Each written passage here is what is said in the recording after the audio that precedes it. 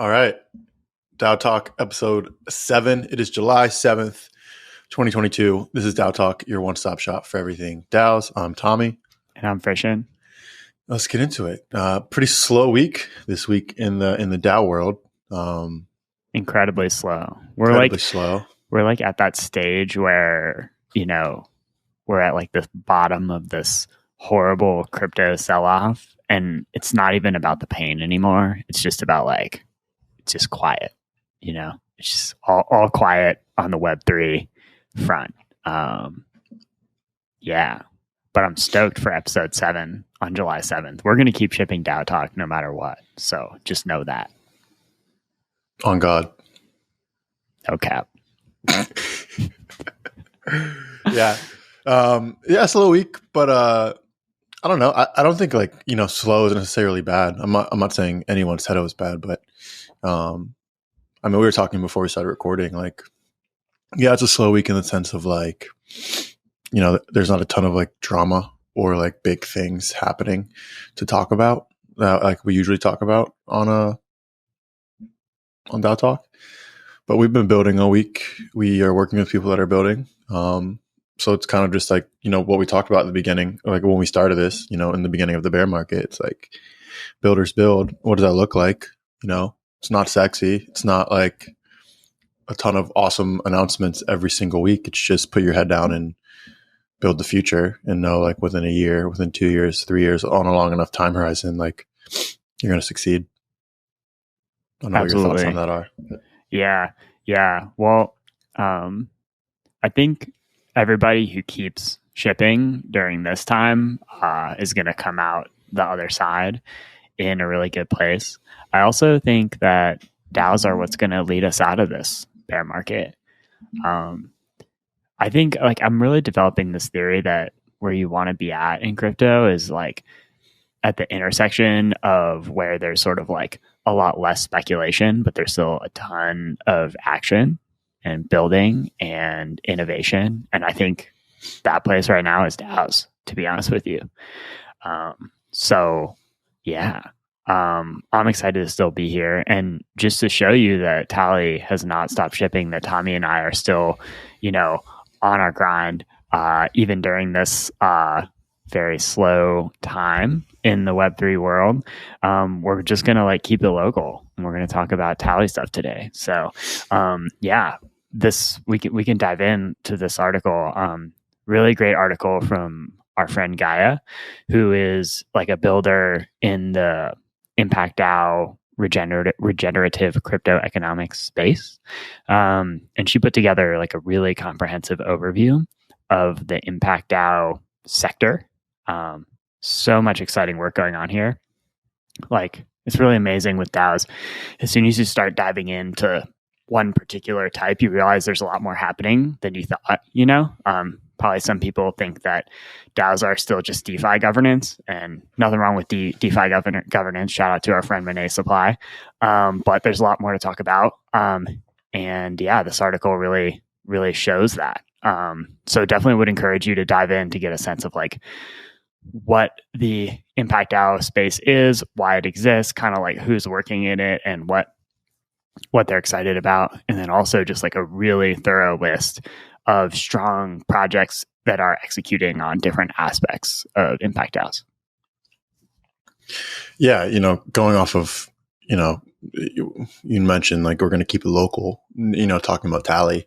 Something I love about, working at Tally and people who are part of the Tally ecosystem is, Tally has a kick-ass product, right? On-chain governance, and a kick-ass interface and website, but also, we're being able to interact and promote and elevate a lot of really awesome, you have your DeFi protocols, you have those DAOs that aren't DeFi protocols that are doing, in my opinion, just as, if not more important work, to push the DAO space and crypto Web3 space forward. And even on a bigger scale, this new decentralization of labor movement moving forward and putting the power back into the individual worker.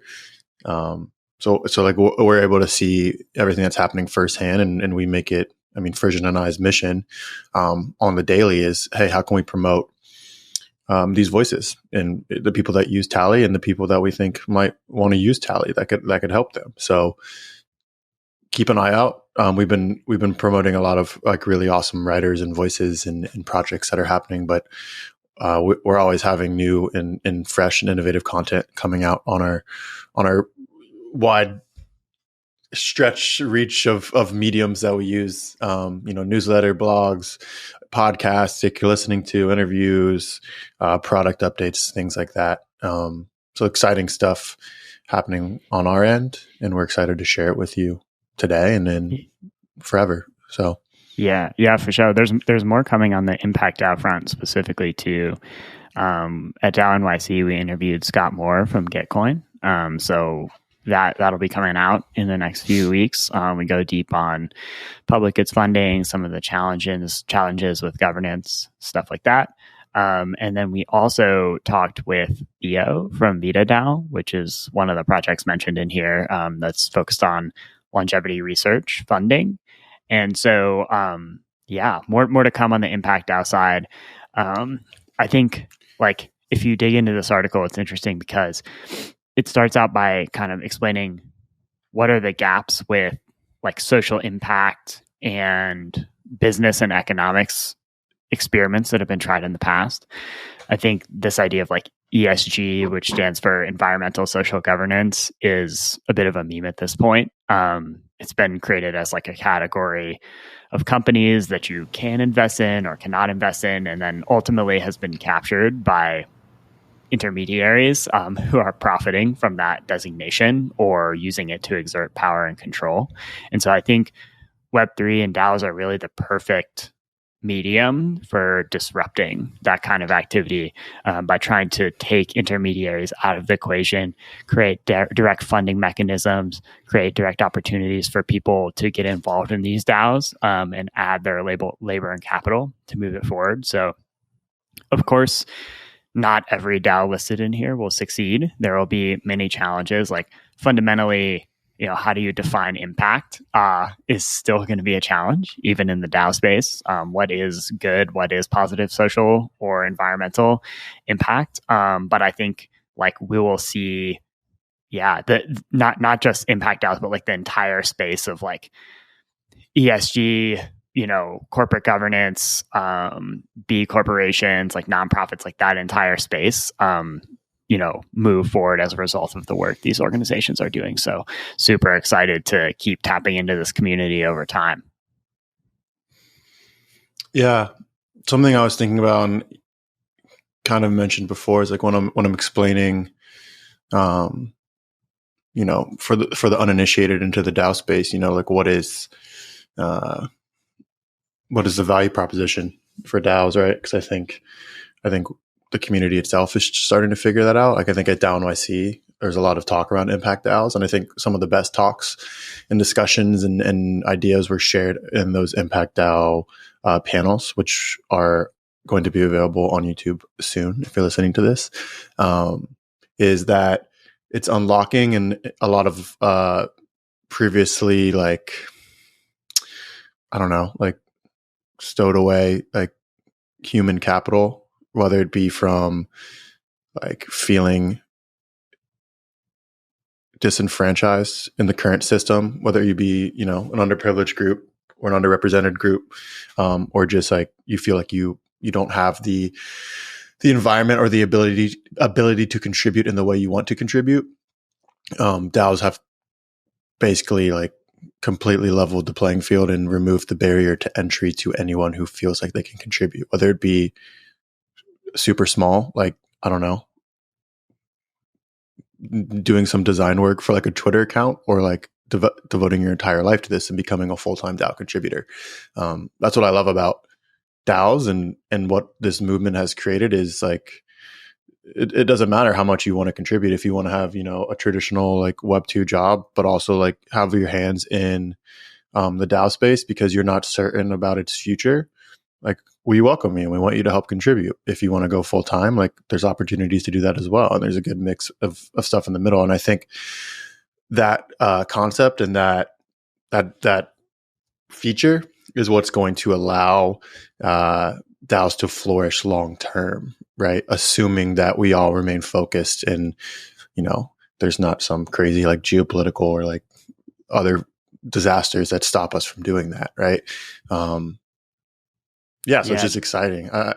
I'm not sure like what I'm getting at with that, but it's just like the more I explain it to the uninitiated and the people that don't really understand it, they're always like, "Oh, you're in crypto." I was like, "Sure, yeah, okay." Like that's one way to say what we do, but also like it's not crypto related in the sense that, in my opinion, the future of DAOs and in an environment or a society where DAOs are much more present than what they are right now.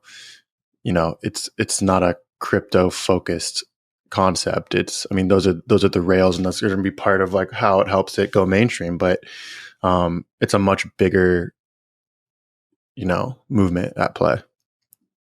Don't hate, participate. Yeah.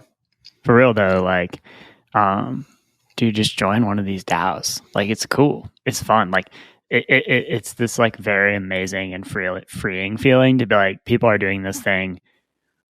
I'm just gonna like jump in and be like, "What up, GM? How can I help?"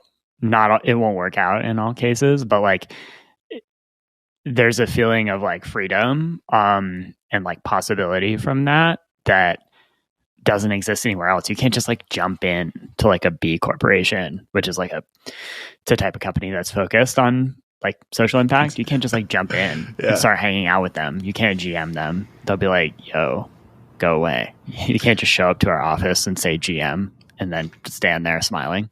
Yeah. I think you can't just jump into a nonprofit, right? Like maybe you can volunteer, but like these organizations are all super interesting, and like there is a mechanism to like relatively permissionlessly participate, and that is just like the bottom line is that's dope. It just is what it is. Yeah, and I think rules. Yeah, I think if you're listening to this, you're probably relatively entrenched in the DAO space. So I would say like there's two ways to view, or like what is the call to action with what we're saying is like, well, one, it's good to understand. Like I think it's good to talk about this and understand what those people who are uninitiated in the DAO space are like. What do they need in order to feel comfortable joining or trying to join? So understanding where they're at emotionally and psychologically, because it is like, work and life and finances are, essential.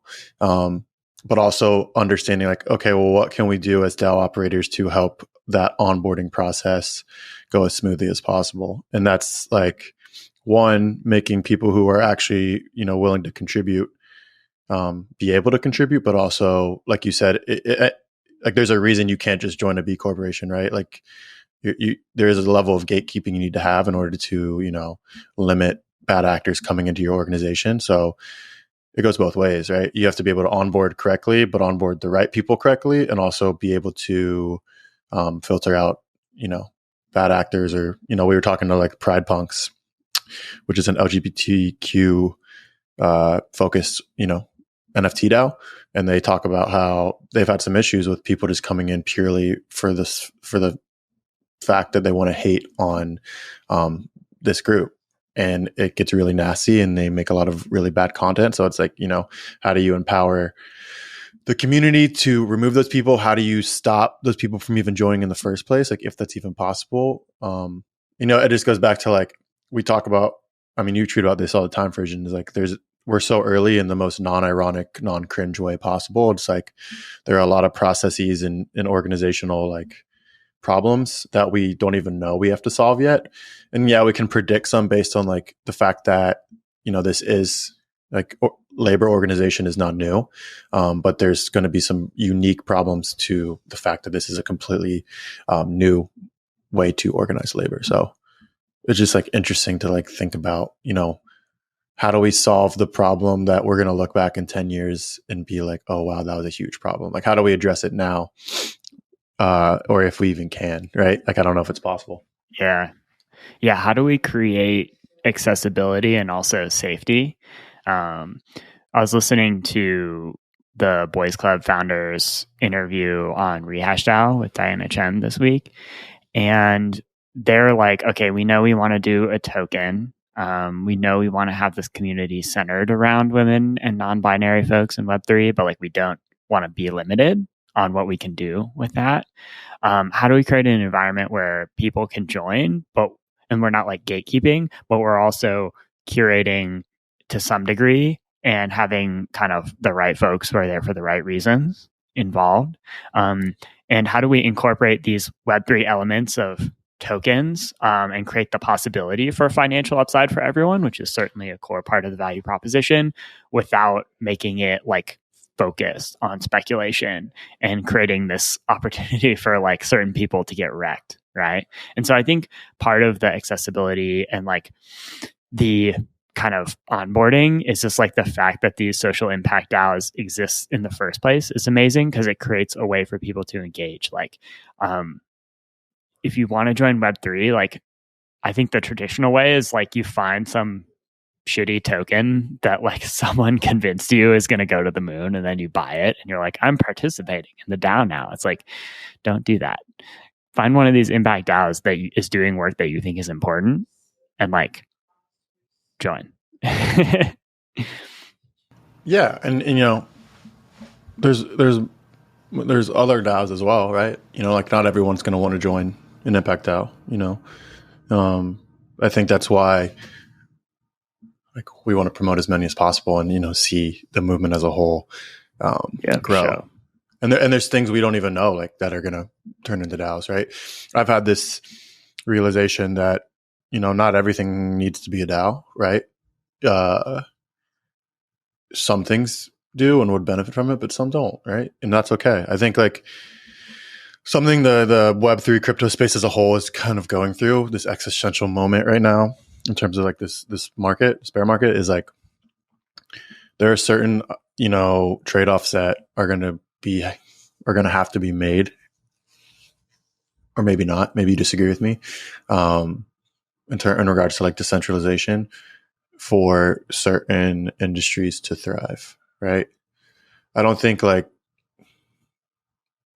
I don't know. Do you know what I'm getting at? Yeah, I don't think there's going to be just one answer. I think you're going to have DAOs that don't have tokens at all, and there's no speculation involved. I think you're going to have DAOs that are like heavily focused on financial upside.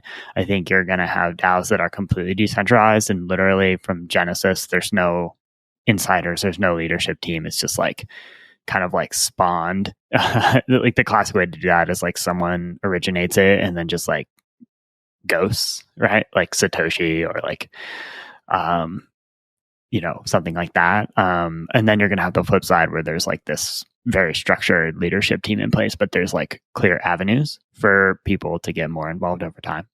So I think you're going to do all of the above, which I think is an appropriate thing in the context of this podcast, because we just talked about maybe these new types of DAOs, impact DAOs that may or may not, you know, that are exploring completely different models. At the same time, we have really smart people who are looking at kind of the first wave of DAOs, which really centered around DeFi, and also this idea of an ERC20 governance token, and saying, how can we improve that model? And so another exciting article that we published this week is an article from Daniel Schlabach, who works at Llama, which is an amazing like DAO economic infrastructure organization / community that works on, treasury management, you know, trading infrastructure, et cetera, for DAOs. And he's really exploring, there are some challenges with the traditional approach to incentivizing liquidity for a DAO token, which is liquidity mining. So what are other solutions that are out there in 2022? And really, in particular, exploring this concept of protocol-owned liquidity. So some of you might remember this idea of quote-unquote DeFi 2.0, which was a meme. But at the center of that was an actual innovation, like a real DeFi innovation around protocol and liquidity that allows like anyone, including a DAO, to basically like purchase their own liquidity and then manage the liquidity for their token across the DeFi ecosystem. And so, he explores like why that might potentially be beneficial for DAOs, and then also multiple projects that DAOs can use to like actually implement protocol and liquidity. So, very different. Like we're trying to be like well-rounded here at Tally and like really tap into the entire DAO space. So like it's like a hard right turn from impact DAOs. I mean, there may be some impact DAOs that could use protocol and liquidity, but like this is totally different area, but equally interesting. This article goes really deep. Like this is probably the best article on the internet about protocol and liquidity for DAOs, like that fully explores all the options and the trade-offs between them. So would encourage you to take a look. With Tally, our goal is to provide access to someone who is, if we're on a scale of 1 to 10 in regards to like DAO knowledge or DAO expertise, we want to be able to provide content, tools, and whatever for every single number on that scale. So, whether that's articles, whether that's how-to videos, whether that's the actual product itself, there's something for everyone from us, right? So, like you said, we just talked about impact DAOs, which are, much less of a technical, like it doesn't require a lot of technical expertise to contribute or understand. And then we also have things like this, or, how to add, governance to an existing token, right? Which is an article from one of our engineers previously. There's something, and as time goes on, there's going to be more and more and more from us for every single person who wants to contribute to the DAO space, whether that be joining your first DAO or you are running a protocol and you need tools. If you have a problem or a question, we're going to answer it on the Tally blog straight up. Exactly. So you can just like search, Tally blog, put your question in there, and there's probably going to be, a very useful article about it from someone who is like one of the most knowledgeable people on that particular subject in the space, which Daniel definitely is on this particular subject of protocol and liquidity for DAO tokens. Yeah, exactly. So we're always looking for feedback. So if you have any feedback on the product or on, the ease of access to our content, please let us know. But looking forward to, contributing. All right. Yeah. Let's do it. Let's quickly touch on Monet supply. Yeah. So we talked a lot about MakerDAOs, governance, conflicts, drama, progress last week. Monet Supply, who works at Tally and is very, very active in Maker governance, wrote a breakdown of kind of what the governance conflict is. And it's from a totally different angle than I've seen in the past. It really focuses on the history of MakerDAO governance and kind of like where there's sort of always been this central conflict on like focusing on a purely crypto native, like crypto only approach to collateral versus integrating with real world assets. That's been like a fight from day one. And there's basically been like a Rune who's kind of like the founder of MakerDAO or one of the founders versus like others camp, where Rune really wants to focus on real world assets and others don't. And some of the leaders of the others camp, ended up working on other stablecoin protocols with a different focus, like Liquidity or Reflexor, which does RAI. And so, and then basically this is just like another version like of that conflict coming to head. So super, super interesting. Like if you just weren't around for this, which I know I wasn't, like you can really in like 5 minutes get up to speed on like what like the history of drama in MakerDAO governance, like what the different views are, and why people feel the way that they do. Yeah, Tally newsletter is unique in the sense that it is like, in my opinion, and I think a lot of other people's opinions, the single best like DeFi newsletter in the ecosystem. Do you agree with that, Frisson?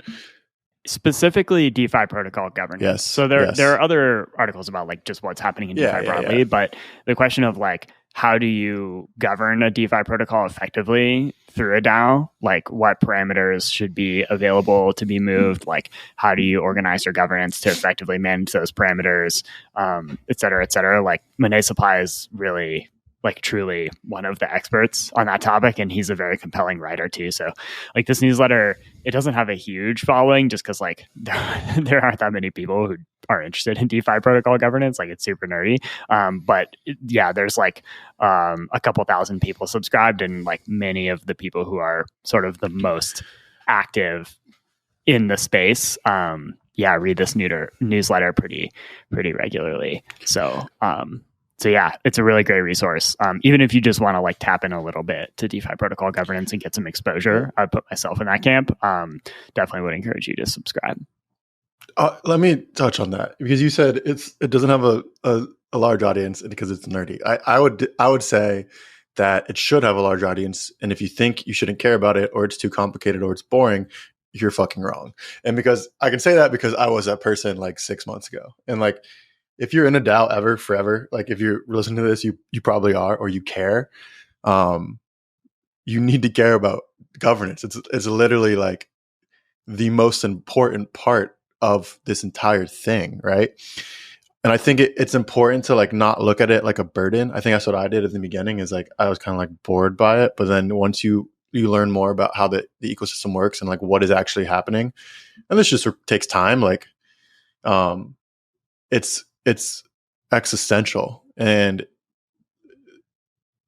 my experience, my like life cycle of this is, the more I contribute and the more I become, I find a lot of meaning in my work and, what is actually happening in regards to like this new style of like labor, or like how I provide value to organizations. I'm realizing that, like governance and how it functions and, what my rights are within these organizations is the most important thing. Right. And it allows you to have a lot of impact, because if you don't understand like what's happening in regards to governance, then you're in the same spot you were in a traditional, C Corp or B Corp or, partnership that you would work in a traditional company, right? You have no power. So you don't have to like become Monet Supply or become this like thought leader or like super like technical governance debater. Like Frisson knows way more and is way more like knowledgeable and has way stronger opinions than me on like governance. And that's not because I don't want to. It's just because, my current knowledge is not at that level, right? But I think everyone needs to spend a little bit of time. And, maybe it is the Italian newsletter. Maybe it's just like following Monet Supply. Maybe it's, listening to this podcast. But I would encourage everyone to devote a little more time to like, understanding what is actually happening and why it's important. And I think that consequently will energize you more, because the more I dig it.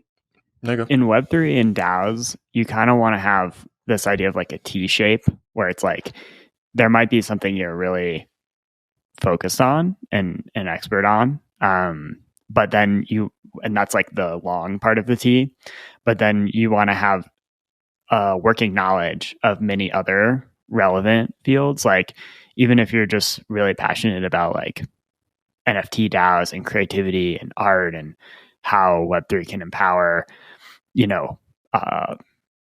creators, like, you still need to have a working understanding of DeFi and protocol governance. Like, Uniswap is governed by a DAO, and like Uniswap is foundational infrastructure for like everything, right? In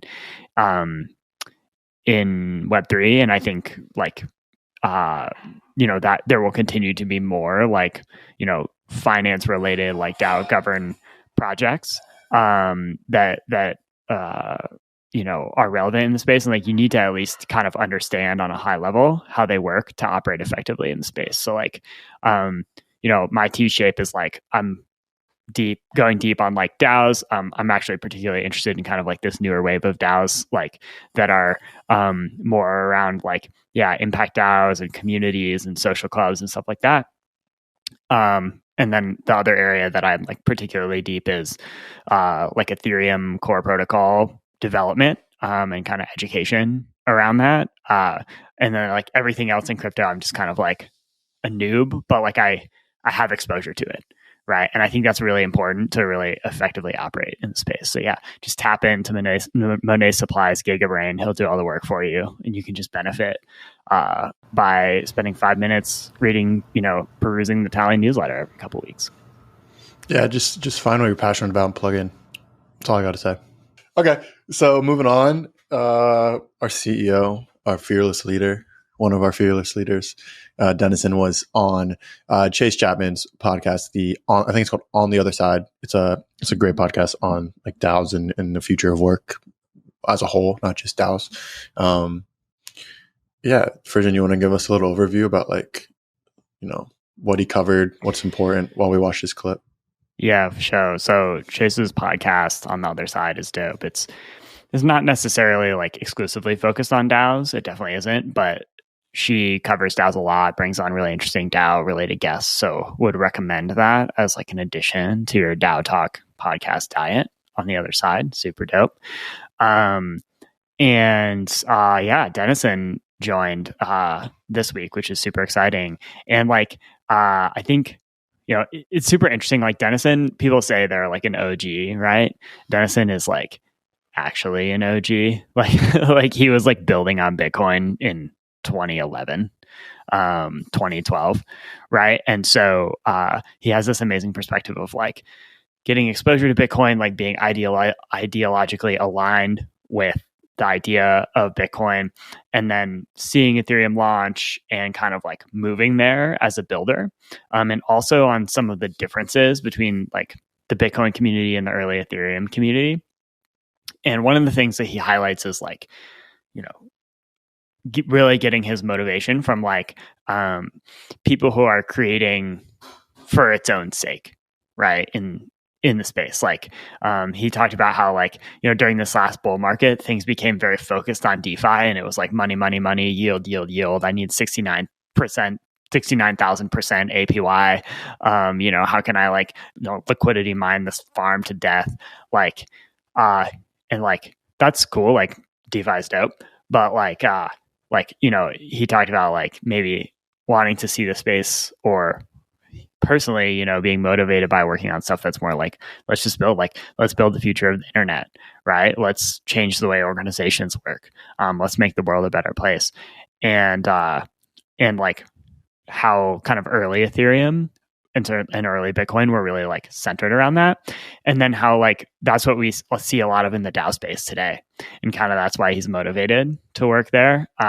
So super interesting, like perspective from someone who's like, he's our favorite boomer, like the reality is he's a boomer, but like, he's cool, you know what I'm saying?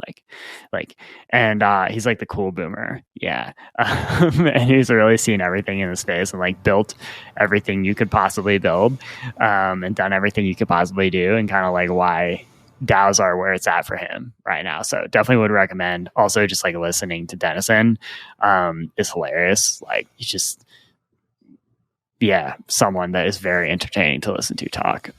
So, listen to this episode. Who knows? Maybe you'll get a chance to hear Dennison on DAO Talk as well. We'll see. Yeah. I mean, we can tell the people.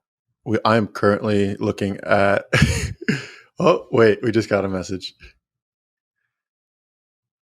Oh, he canceled. Pour one out. So, Dennison... You can look forward to him making an appearance on the podcast next week. So in the meantime, listen to this episode with him. You can get a little bit of taste of who he is, what he's about, the ethos behind Tally, and, what we're doing. But with that, we still have something fun. We'll end with a meme of the week. And at this point, if you've been a listener the past 6 weeks, our boy Dan comes out with, the fire content every week. We'll play this TikTok. No sound, but... Yeah, I feel bad. Like, there's a few projects and people we're always talking about on DAO Talk, like Nouns and Joke DAO and Dan Wu. And like, I don't know what to say. Like, if they want me to stop simping Dan Wu, he needs to stop putting out this fire content. Yeah, I mean... This goes with a couple of things we talk about all the time, like nouns, joke, DAO, and then Dan. Like those are the three main reoccurring segments that we have on the show. But you too can join that list if you just put out awesome shit. So also, like all the good shit's happening on TikTok. Like that's the reality of the situation. Like you need to get over to TikTok to join like the early like wave of crypto TikTok. For those listening at home and not watching, like it's a split screen of Dan successfully signing a multisig transaction on Gnosis Safe, and then just like a room full of bros just going ape shit when the when the transaction successfully signed, and then Dan just doing this like fist pump in like the most nerdy dad way that you've ever seen in your entire life. Anyway, I love it. I like to think about this like anytime I do anything good, like just anything, like I like to do a positive self-talk. Like maybe I just like actually published this Tally Content Guild tweet. I just like to imagine like a room full of bros being like, yeah. And I do a little celebration for myself so I can appreciate this. I also I was tweeting about this week, like I've never signed a multisig transaction. I feel like I'm LARPing. Like I'm out here talking about DAOs. Like no one has yet entrusted me with their multisig. And I feel lonely. Like I'm just looking for someone in the world to like let me be their multisig transaction signer. Please. I'm thirsty. Searching for multisig signers. Searching for a multisig.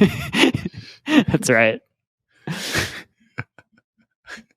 Maybe I need to make a profile for this specifically. Oh my gosh. I want to be cool like Dan, We'll start something. I need you to part of our Tommy, I need you to introduce me to someone who wants me to be their multisig signer.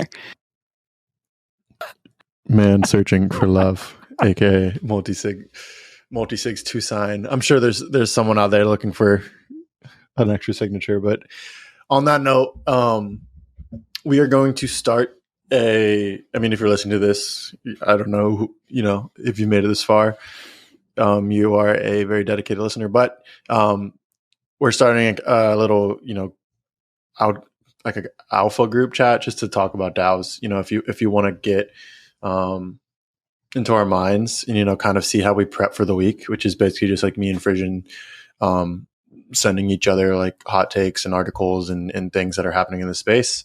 We're going to start a Twitter group. In fact, it's already started, I believe. So if you're interested in that, hit one of us up on Twitter. I'm at Tommy Lauer, and then Frisson is at 0x Frisson. Frisson is spelled FRISSON.